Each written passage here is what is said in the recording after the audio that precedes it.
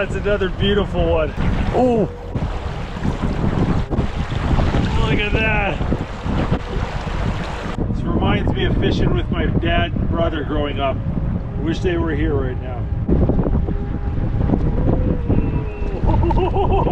Jumped clean out of the water like Shamu. I fished a lot of places where this would be a really big fish. Instead, it's like the smallest one here. All right, there you go, there you go. Another beautiful grayling. This is fly fishing heaven right here. Catching big grayling on a dry fly in the middle of a river like this. Oh, I love this.